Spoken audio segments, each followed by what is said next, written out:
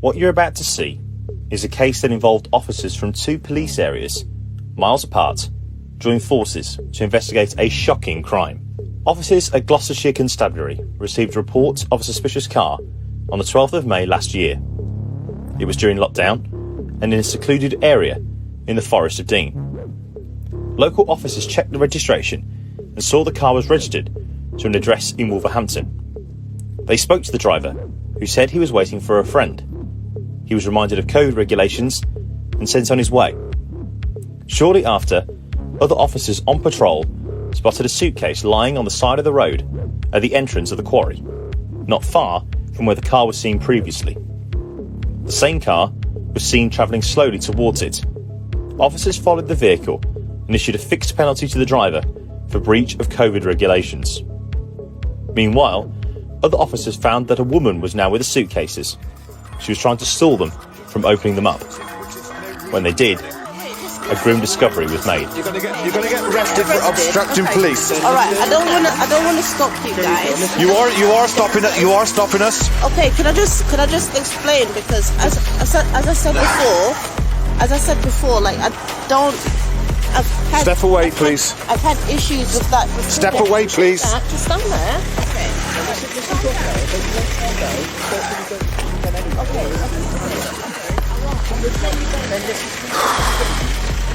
What the? Tragically, a dismembered body was within. The woman, Garecca Gordon, was arrested on suspicion of murder and taken into custody. Inquiries were carried out, and officers established Gordon was from Birmingham. Gloucestershire Constabulary launched an investigation and worked closely with detectives at West Midlands Police. The body was identified as Phoenix Nets, who lived at the same multi-occupancy house as Gordon in Salisbury Road, Birmingham.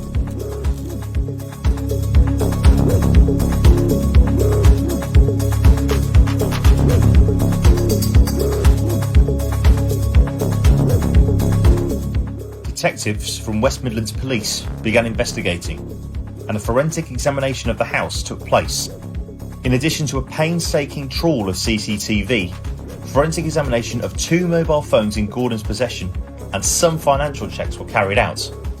Here's what we found. Phoenix was seen crossing the road to visit a friend on the 11th of April. This is the last footage we have of Phoenix, and we believe she was tragically killed not long after. She had sent some text to one of her friends saying she felt worried about a girl who was making her feel uncomfortable. It's thought the last genuine messages sent by Phoenix were on the 14th or 15th of April. We believe after she was killed, Gordon took possession of her phone and sent messages to people, so not to arouse suspicion with Phoenix's family and friends. This was noted in an increased use of kisses at the end of messages. Specialist analysis of Phoenix's phone showed searches made on the 16th of April. These included: how to fix a punctured lung, can someone recover from getting stabbed, internal bleeding. We believe that Gordon did this, and that sadly, Phoenix was now dead. Other searches were made on her phone, including circular saw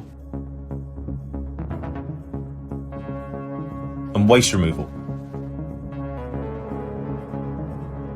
What we can see now is a man delivering a circular saw Gordon bought on Gumtree. On the 20th of April, we see a van arrive that collected carpet, a bed, and some black bags. On the 21st of April, Gordon was seen with a suitcase, which she took into a taxi. Our CCTV trawl determined she was dropped off near the cemetery in Handsworth and returned home later that day without the suitcase. We know Gordon went to great lengths to remove all of Phoenix's possessions and clean the property up. There were 2 separate waste collections. This one shows a number of black bags being collected. She also ordered large quantities of oxygen bleach and was seen buying cleaning products at Home Bargains. Gordon sent messages to Phoenix's housing officer saying she'd moved out. When the welfare officer tried to call to check everything was okay, she replied saying, "Please contact me by email." Later that day, Gordon downloaded an app called Audio Editor. A voice note message was sent to one of Phoenix's friends later that day. A further series of messages indicated she had gone to London and wouldn't be returning to Birmingham anytime soon. Other CCTV obtained shows Gordon on her bike, making a trip to the cemetery in Handsworth and travelling back to Gloucestershire. It's at this point the suitcases were removed from where she'd hidden them in Handsworth and took to Colford. We next find her at a police station in Colford on the 27th of April. She says she's trying to meet a friend, but her phone has run out of charge. She asks for an iPhone charger, but hands over a Samsung phone.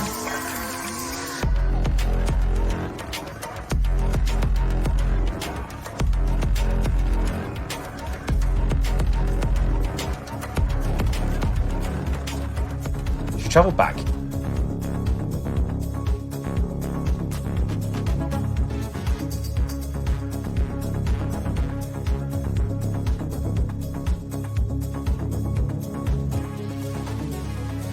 And was seen the following day in Home Bargains in Harborne, buying a sleeping bag and cleaning products.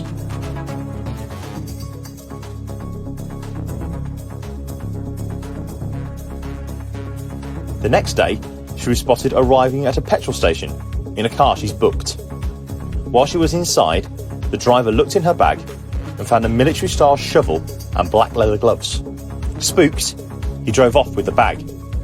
Unbelievably, Gordon reported his theft to us shortly after, but called us again a little later to say the bag had been returned. On the 30th of April, Gordon travelled back to Colford, taking her folding bike and an unusual route by train to Hereford via Shrewsbury. We tracked all of her movements on CCTV.